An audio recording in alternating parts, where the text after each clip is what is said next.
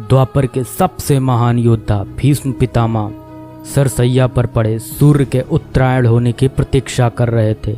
तभी उनके कानों में एक परिचित ध्वनि शहद घोलती हुई पहुंची। प्रणाम पितामह। भीष्म के सूख चुके होठों पर एक मरी हुई मुस्कुराहट तैर उठी और बोले, आप देवकी नंदन कृष्ण, स्वागत है तुम्हारा।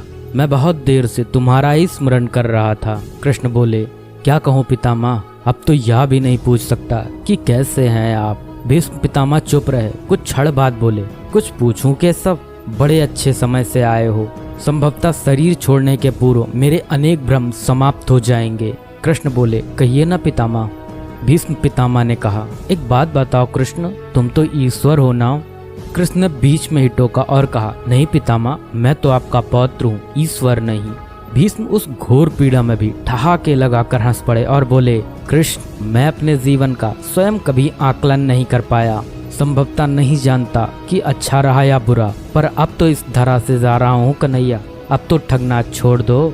कृष्ण भीष्म पितामह के थोड़ा करीब आए और उनका हाथ पकड़कर बोले, कहिए पितामह, क्या पूछना चाहते हैं आप। भीष्म पितामह बोले, एक बात बताओ कन्हैया, इस युद्ध में जो हुआ वो ठीक था क्या। कृष्ण ने कहा, किसकी ओर से पितामह, पांडवों की ओर से या कौरवों की ओर से।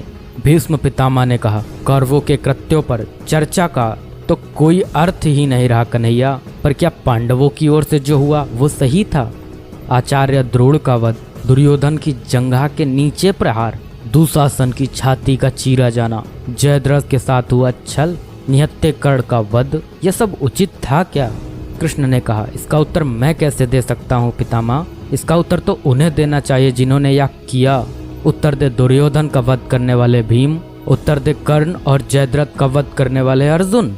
मैं तो इस युद्ध भूमि में कहीं था ही नहीं पितामह। भीष्म पितामह ने कहा, अभी भी छलना नहीं छोड़ोगे कृष्ण। अरे विश्व भले कहता रहे कि महाभारत को अर्जुन और भीम ने जीता, पर मैं जानता हूँ कन्हैया कि यह तुम्हारी और केवल तुम्हारी विजय है।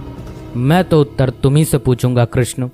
भीष्म पितामह के इतना कहते ही कृष्ण थोड़ा गंभीर स्वर में बोले, तो सुनिए पितामह, कुछ बुरा नहीं हुआ, कुछ अनैतिक नहीं हुआ, वही हुआ जो होना चाहिए। भीष्म पितामह ने कहा, या तुम कह रहे हो केशव, मर्यादा पुरुषोत्तम राम का अवतार कृष्ण कह रहा है। यह छल तो किसी युग में हमारे सनातन संस्कारों का अंग नहीं रहा, फिर यह उचित कैसे हुआ। कृष्ण ने कहा, इतिहास से शिक्षा ली जाती है पितामह, पर निर्णय वर्तमान की परिस्थितियों के आधार पर लेना पड़ता है। हर युग अपने तर्कों पर, अपनी आवश्यकता के आधार पर अपना नायक चुनता है। राम त्रेता युग के नायक थे, मेरे भाग में द्वापर आया था।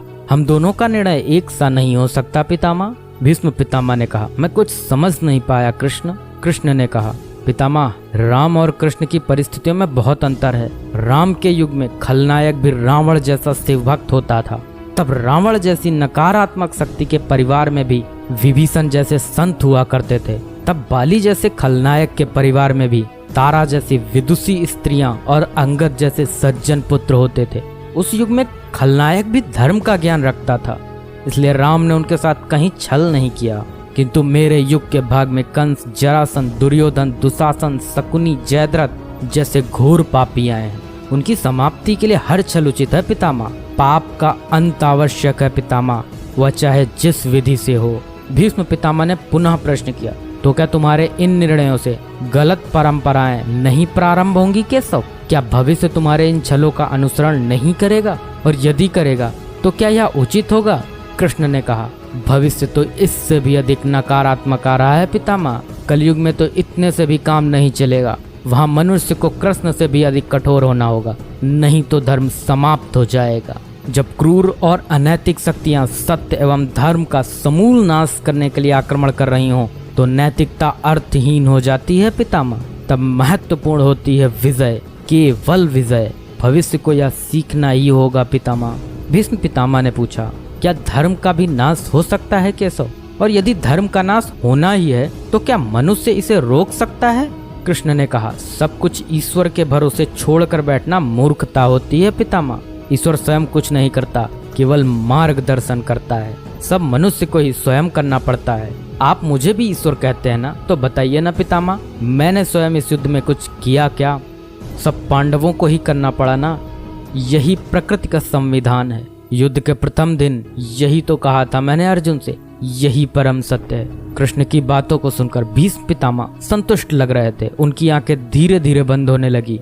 उन्होंने कहा, चलो कृष्ण, या इस पृथ्वी पर अंतिम रात्रि है, कल संभवतः चले जाना होगा। अपने इस अभागे भक्त पर कृपा करना कृष्ण। कृष्ण ने मन में ही कुछ कहा और भीष्म को प्रणाम कर लौट चले। पर युद्ध भूमि के उस डरावने अंधकार में भविष्य को जीवन का सबसे बड़ा सूत्र मिल चुका था। जब अनैतिक और क्रूर शक्तियां सत्य और धर्म का विनाश करने के लिए आक्रमण कर रही हों, तो नैतिकता का पाठ आत्मघाती होता है। ईश्वर कुछ भी नहीं करते, ईश्वर सिर्फ राह दिखाते हैं। सब कुछ हमें ही करना पड़ता है और ईश्वर के भरोसे हाथ पर हाथ रख के बैठे रहना मूर्खता होती है।